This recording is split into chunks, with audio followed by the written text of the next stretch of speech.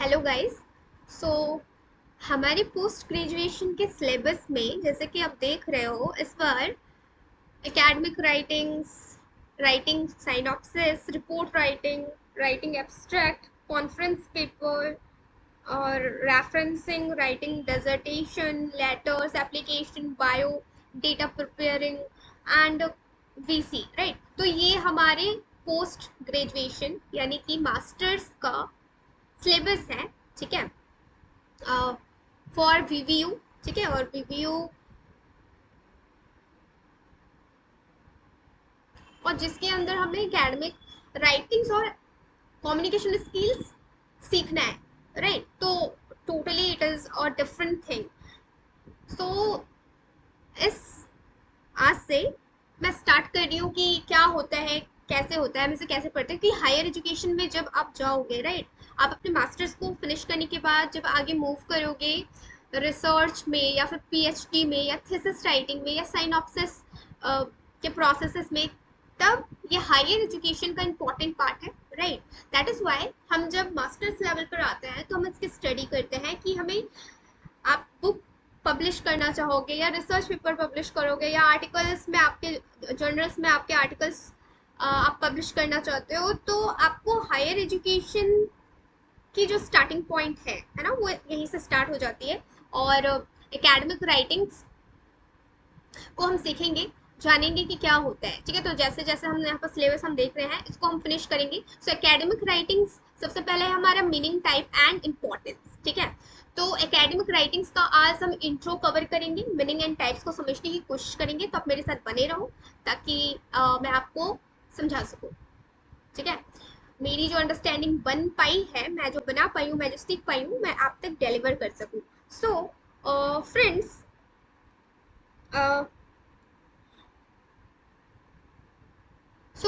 ये मैंने UGC mock portal से पीडीएफ डाउनलोड किया है, जिसके तहत हम एक स्ट्रक्चर्ड मैनर में एकेडमिक राइटिंग्स को समझेंगे, ठीक है। तो देखो, लर्निंग ऑब्जेक्टिव क्या है।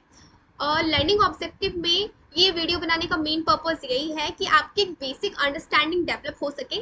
आपकी तो हुई, मैं खुद भी सीख रही हूँ, तो आई वांट कि मैं जो सीख रही हूँ वो नॉलेज डिलीवर कर सकूँ, ठीक है। वो उसका जस्ट यूज मेरे फ्रेंड्स भी ले, जो मेरे साथ मेरे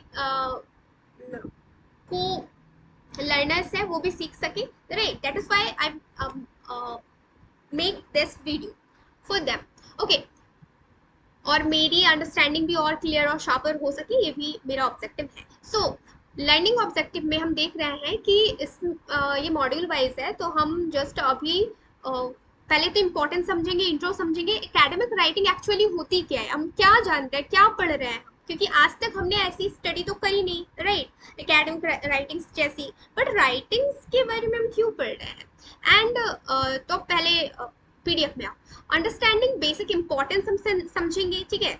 उसके बाद हम देखेंगे कि एकेडमिक राइटिंग्स कैसे डिफरेंट होता है सिंपल राइटिंग से। सिंपल राइटिंग बोलने से मतलब है कि आप अपने graduation, under graduation, sorry same ही हुआ, ग्रेजुएशन या पोस्ट ग्रेजुएशन के जब पेपर्स लिखते हो तो वो भी तो राइटिंग ही करते हो ना आप, एक तरीके से आंसर्स लिखना भी तो राइटिंग है। या फिर हम कुछ जैसे हम जर्नल्स करते हैं ना, हम अपनी डायरी मेंटेन करते हैं या जर्नल मेंटेन करते हैं, तो वो भी तो एक राइटिंग है।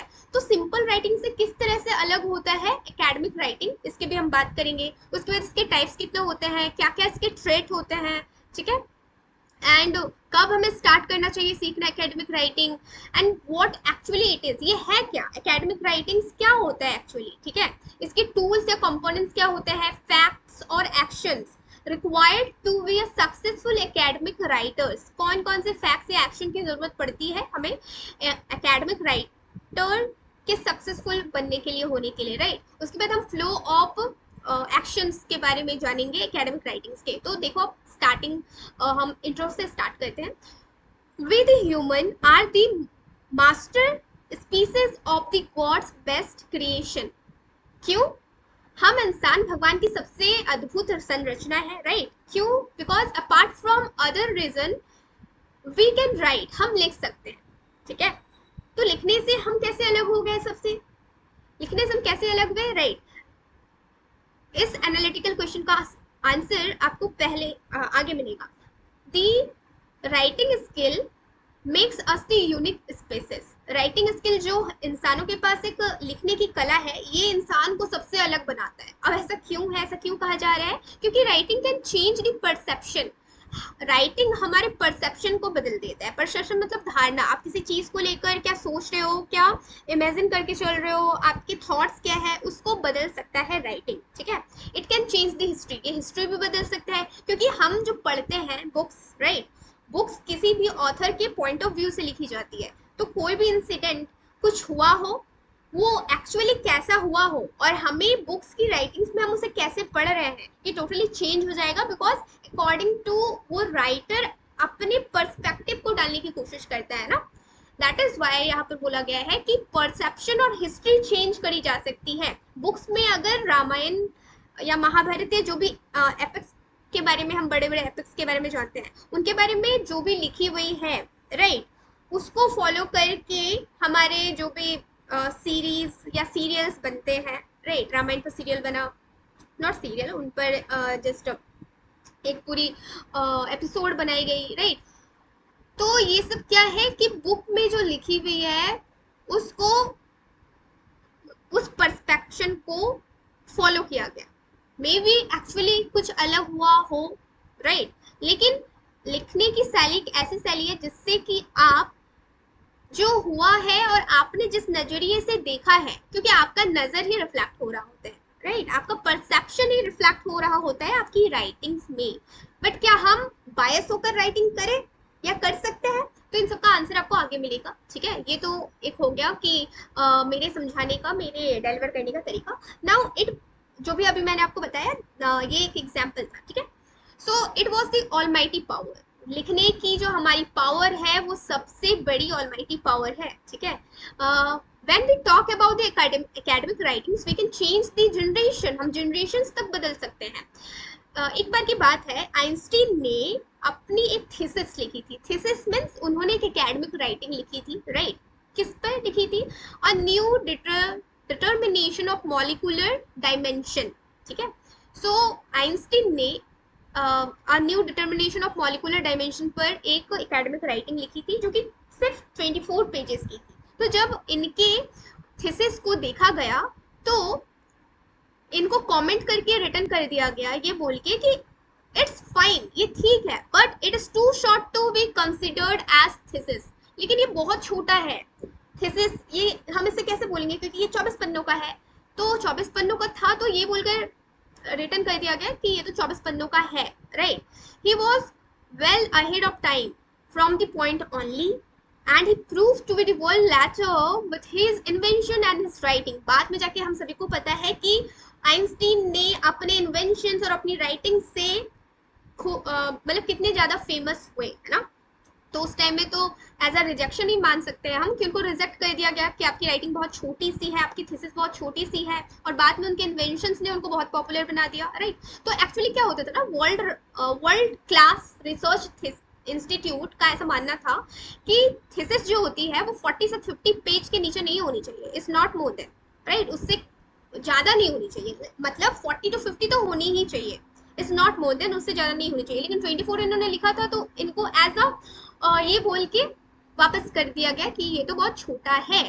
तो ये देखो, एकेडमिक राइटिंग्स में आ, एक महान पर्सनैलिटी जो बाद में जाके सामने आते हैं, उनकी भी थीसिस को इग्नोर कहीं ना कहीं कर दिया जाता है, राइट। तो आगे हम क्या देखेंगे कि इफेक्टिव कम्युनिकेशन मैटर करता है, नॉट द स्ट्रेंथ। तो 24 पेज का भले ही उन्होंने दिया हो, लेकिन बाद में जाके उनके रिसर्च या फिर उनकी थीसिस बहुत ज़्यादा पॉपुलर हुई, वो एक बहुत बड़े, उनकी कितनी सारी थ्योरीज जो साइंस के स्टूडेंट्स होते हैं वो पढ़ते हैं। और इवनली हम भी जब अपने 8 9 क्लास या 10 क्लास में थे, तब भी हमने आइंस्टीन के बारे में कुछ ना कुछ बहुत पढ़ा ही होगा, राइट। तो साइंस की बुक्स में, तो फिर ये क्या बताता है कि इफेक्टिव कम्युनिकेशन मैटर करता है, लेंथ मैटर नहीं करता। तो लेंथ की वजह से इनको रिजेक्ट कर दिया जाता है, ठीक है। Our research is incomplete, your research is incomplete, sorry, if you just did the experiment. अगर सिर्फ आप एक्सपेरिमेंट करते हो या फिर रिजल्ट को कलेक्ट करते हो या सिर्फ अंडरस्टूड करते हो, तो आपके रिसर्च को इनकम्प्लीट माना जाएगा. You have to make a detailed report and submit it. आपको एक डिटेल्ड रिपोर्ट बनानी पड़ेगी, right? Then only it will serve the purpose. Your report is the basic piece of academic writing. AW मतलब academic writing, ठीक है? Moving ahead, until you present the work in the form of a research or review article, it would be the useful for global research fraternity. ये recognize होना चाहिए, useful होना चाहिए. आपका जो research work है या आपकी जो writing है ना, वो brotherhood या फिर mankind के लिए यूजफुल होना चाहिए. At this moment we remember the famous quote from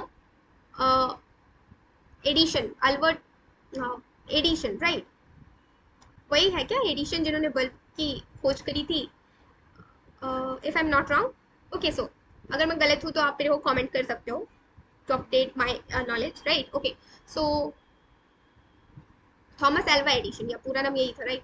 तो मैं सही हूँ. ओके, सो उन्होंने क्या कहा है, उन्होंने कोट दिया है कि anything that wouldn't sell, I don't want to invest it is sell is proof of utility and utility is success. मतलब जो भी चीज उपयोगिता में है, किसी भी चीज की अगर नीड है, जरूरत है, तो वो जरूर बिकेगा, है ना? वो जरूर बिकेगा. तो आगे क्या बताया जा रहा है कि yes the utility or the need based research is the demand or the focal point of the current era. मतलब कि आज के समय की जो सबसे ज्यादा जरूरत है वो यूटिलिटी की है. जरूरत, आप किस चीज की जरूरत है आप उसके पीछे भागोगे, है ना?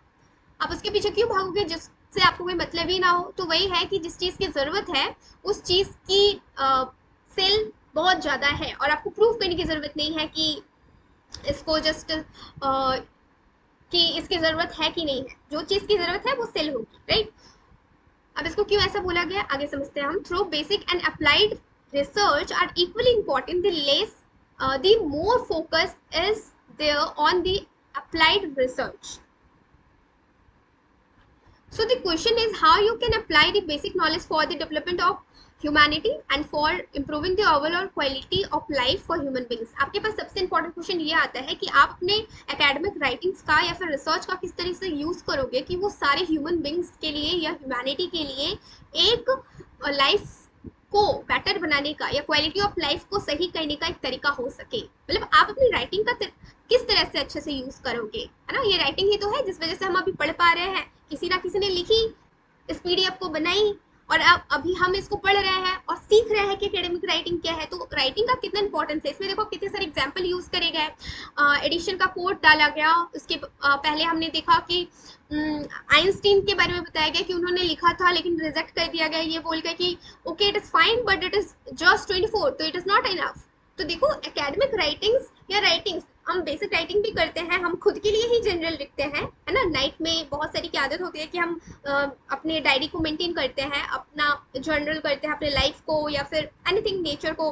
तो हम क्या करते हैं, मेंटेन करते हैं. तो राइटिंग रिवील कर रहा होता है जस्ट परसेप्शन, है ना? एंड इट ऑल्सो जैसे हम पढ़ चुके कि हिस्ट्री भी क्रिएट कर सकता है ना? Writing can change the perception. Okay, here is the answer. The academic writing is leading and tearing the progress. It is not just about the recognition is okay, but actually we are focusing the recognition of value and quality of life of human beings. We are doing the work for sustainability of human in this planet. हम चाहते हैं कि हम books या writings वो क्या होती है ना, सस्टेनेबल चीज है जो एक पीढ़ी से लेकर दूसरी पीढ़ी दूसरे जनरेशन में ट्रांसफर होती जाएगी, है ना? हमारा जो लिटरेचर्स है, हमारी जो राइटिंग्स है वो क्या होगी, डिलीवर होगी. आज हम पढ़ रहे हैं पीडीएफ से, पता नहीं कितने लोग से पढ़ चुके होंगे, नॉलेज ले चुके होंगे और हमारे बाद भी कितने लोग पढ़ेंगे, है ना? तो सोर्स ऑफ ये क्या है, सस्टेनेबिलिटी है जो हम फ्यूचर जनरेशन को पास ऑन करते जाते हैं. दैट इज व्हाई दी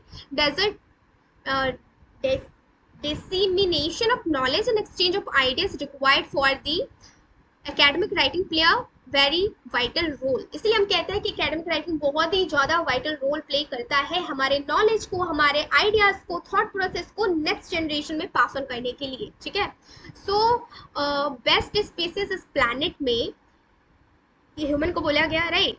और ये कहा गया कि it is our responsibility to do the sincere efforts to ensure the sustainable development of humanity through the research and academic writing. Do you remember the famous dialogue from the Hollywood movie Spiderman? अब Spiderman में क्या बोला गया है movie में?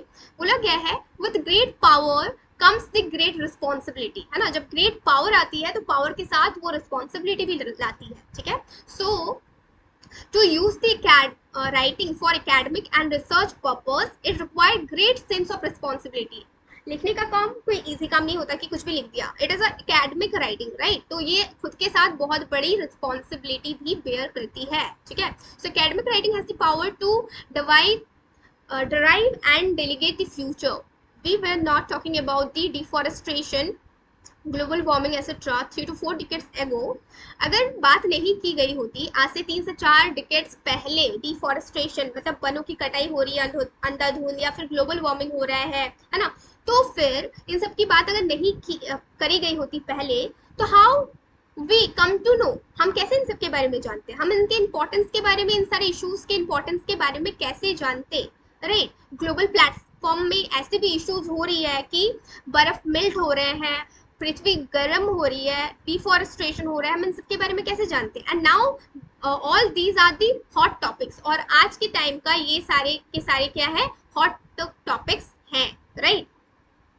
So because these way present in the effective and convincing manner, क्योंकि इन सबको writing में कहीं ना कहीं फिरोया गया और हमारे सामने वो writings as a effective way की तरह पेश किया गया, हमें कन्विंस किया गया कि नहीं ऐसा हो रहा है ना, डिफॉरेस्टेशन हो रहा है या फिर ग्लोबल वार्मिंग हो रहा है. तब जाकर आज हमारे देश में पॉलिसीज भी बन रहे हैं या फिर इंटरनेशनल कॉन्फ्रेंसेस भी हो रही है कि कैसे हमारे अर्थ को बचाया जा सके, right.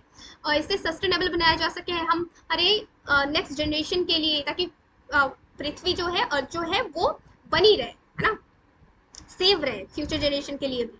Effective presentation for evidence supporting this things. ठीक है.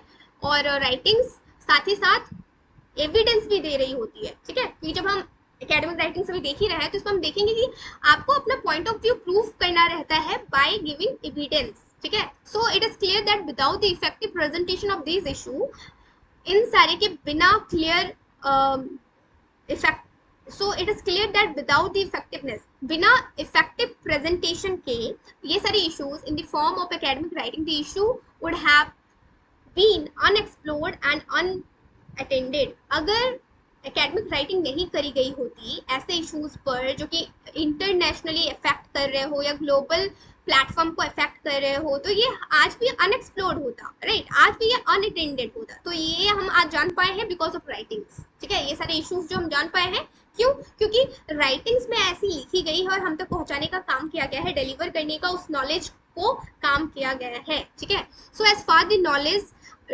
dissemination is concerned with Sanskrit shloka, तो ये जो संस्कृत श्लोक यहाँ पर आप देख रहे हो, इसका मतलब होता है कि ज्ञान. ठीक है. नॉलेज, आपके पास जो नॉलेज है उसे कोई भी चुरा नहीं सकता. ठीक है. नॉलेज एक ऐसी चीज होती है जो कि आप दूसरे को ट्रांसफर करोगे तो वो और भी ज्यादा बढ़ेगा. ठीक है. ये जो संस्कृत श्लोक यहाँ पे लिखी हुई है, इसका मतलब यही है, अगर आपकी संस्कृत पढ़ने की क्षमता अच्छी है तो आप पढ़ लेना. बाकी मैं इसका सारांश या फिर शॉर्ट में बता देती हूँ. यही बोला गया है कि अगर आपके पास नॉलेज है तो नॉलेज कभी भी कम नहीं होगी, कोई इसे चुरा नहीं सकता. ठीक है. नॉलेज बांटने से और बढ़ता है और ये मल्टीप्लाई होकर आप तक आता है. ठीक है. तो आपकी नॉलेज अगर आप इसको सेव करोगे तो ये और बढ़ेगा और नॉलेज को कभी चुराया नहीं जा सकता. इसीलिए बुक्स जो होती है, राइटिंग जो होती है, वो नॉलेज को डिलीवर करने का एक माध्यम है. ठीक है. सो it describe it as the supreme wealth that increases by giving. तो नॉलेज एक ऐसा वेल्थ है जिसे कि बढ़ाया जा सकता है जब हम इसको देते हैं, जब हम इसे बांटते हैं. ठीक है. तो अभी तक तो हमने बात कर ली एकेडमिक राइटिंग्स की एक छोटी सी इंट्रो. सो इंट्रो के बाद अब हम आगे देखेंगे कि कैसे एकेडमिक राइटिंग डिफरेंट है. तो इसकी बात हमने कर ली, राइट. ओवरऑल थोड़ा तो हम जान चुके कि सिंपल राइटिंग से कैसे डिफरेंट है. नहीं जाना है, अभी तक भी नहीं समझ में आया है तो डोंट वरी, अभी हम और ज़्यादा इन डेप्थ इसमें जाने वाले हैं. टाइप्स की तो बात करेंगे ही. ठीक है. बेसिक थ्रेड की बात करेंगे जो कि हमने देखा था ऊपर में. ठीक है. तो वही सारी चीज़ें रिपीट हो रही है. सो सिंपल एग्जाम्पल की तरफ आप देखो, 2 सेंटेंस देखो. लाइफ इज नोवेयर, लाइफ कहीं नहीं है. ठीक है. एंड दूसरा है लाइफ इज नाउ हेयर. और दूसरा बोल रहा है कि लाइफ इज नाउ हेयर, यानी कि जीवन यहाँ पर है। मतलब कि दोनों सेंटेंस में अल्फाबेट्स थोड़ा सा बदल दिया गया है ना। नो, नाउ, नो वेयर, ठीक है, और ये नाउ हेयर, ठीक है।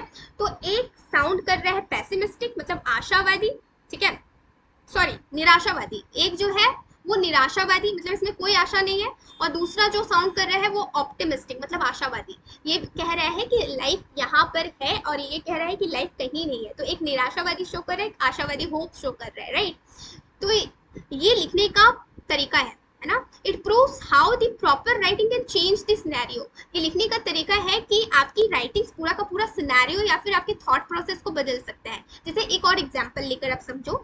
सिंपल राइटिंग की अगर हम बात करेंगे तो हम बोलेंगे कि मैंगो जो है एक फ्रूट, जूसी एक फ्रूट है, जूसी है और वो स्वीट होता है, ठीक है। लेकिन एकेडमिक राइटिंग में अगर इस चीज को हमें लिखना हो, क्या हमें रिप्रेजेंट करना हो या हमें बताना हो, कैसे हम बताएंगे। हम बोलेंगे कि मैंगो जो होता है वो जूसी स्टोन फ्रूट है, ठीक है, from numerous species of tropical tree belonging to the flowering plant genus Mangifera, ठीक है। मैग्नीफेरा मैंगो का ही साइंटिफिक नेम होता है, ठीक है। Mangifera cultivated mostly for their edible fruit, ठीक है। तो ये हो गया एकेडमिक राइटिंग से बताना, मतलब कि जूसी, आप देख रहे हो किस तरीके से लैंग्वेज में ढाला गया है। एक जूसी स्टोन फ्रूट होता है, किस ट्रीज से या फिर किस रीजन में उगता है उसकी भी बात करी गई, किस ट्री से बिलोंग करता है मैंगो उसकी भी बात करी गई, साइंटिफिक टर्म्स को भी दिखाया गया है ना। एंड ये इडेबल है या फिर नहीं है इसको भी बताया गया। तो ये हो गया एकेडमिक राइटिंग। मतलब सिंपल में हम जो राइटिंग करते हैं वो इस तरह से लिखी जाएगी, एंड एकेडमिक राइटिंग जो है उसमें आपका एक पर्सपेक्टिव होगा, दिखाने का, बताने का, अलग साउंड होगा, ठीक है। अब आप आगे देखो। It is different, guess how, ये थोड़ा अलग है, कैसे, थोड़ा गेस करो। Try to give the word to the different, we will answer this after going through the types of academic writing. अब हम इसको try to give the words to the difference, इन वर्ड्स को हम थोड़ा सा डिफरेंट करके समझेंगे, ठीक है। पहले आप टाइप को समझ लो कि क्या क्या टाइप होती है एकेडमिक राइटिंग की, ठीक है। तो अब हम टाइप को देखेंगे एकेडमिक राइटिंग की। तो academic writing in academics it is well established trend and responsibility to share our gathered knowledge। कैसे हम नॉलेज को कैसे ट्रांसफर करते हैं, तो क्या क्या टाइप्स होते हैं। राइटिंग एसे, ठीक है, या तो एसे के थ्रू, या तो पैसेज के थ्रू, या तो डेजर्टेशन या थीसिस हो गई, या तो रिसर्च या रिव्यू आर्टिकल्स हो गए, या शॉर्ट नोट्स हो गए, या तो बुक राइटिंग हो गई, एब्स्ट्रैक्ट डिजिटल राइटिंग या OERS, ठीक है। तो ये टाइप्स हो गए हमारे एकेडमिक राइटिंग्स के। तो देखो माय डियर फ्रेंड्स कि एकेडमिक राइटिंग्स ऐसी राइटिंग होती है जो जनरल राइटिंग से डिफरेंट होती है, उसका ऑब्जेक्टिव अलग होता है, उसका मेन मोटो होता है कि नॉलेज का ट्रांसफर करना, ठीक है। उसके अंदर एविडेंस होना, राइट। जैसे कि आपने ये वाला एग्जाम्पल देखा अभी, तो इसमें देखो एविडेंस है कि ये मैग्नीफेरा साइंटिफिक नेम डाला गया, किस रीजन से ये बिलोंग करता है, ठीक है। ये कैसा होता है, मैंगो के बारे में सब कुछ बता दिया गया। तो साइंटिफिक या फिर एकेडमिक राइटिंग को हम इस तरह से कंक्लूड कर सकते हैं कि ये अपने साथ एविडेंस को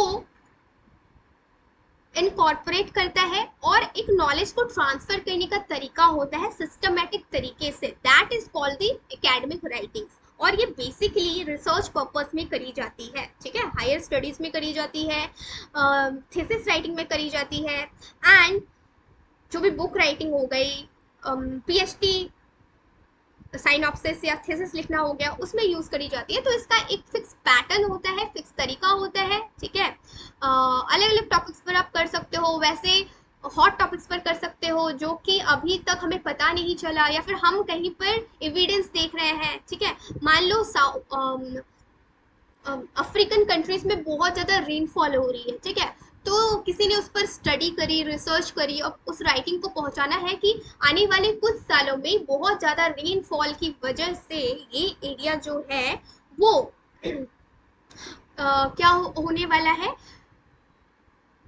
यहाँ के स्पीसीज का माइग्रेशन हो सकता है ना। मतलब आपको पता ही होगा कि अफ्रीका में बहुत सारे स्पीसीज रहते हैं, वैरायटी ऑफ स्पीसीज है ना। स्पीसीज मतलब जानवर, एनिमल्स, स्पीसीज बर्ड्स। अब बहुत बारिश हो तो क्या होगा, माइग्रेशन स्टार्ट हो जाएगा एनिमल्स का, राइट।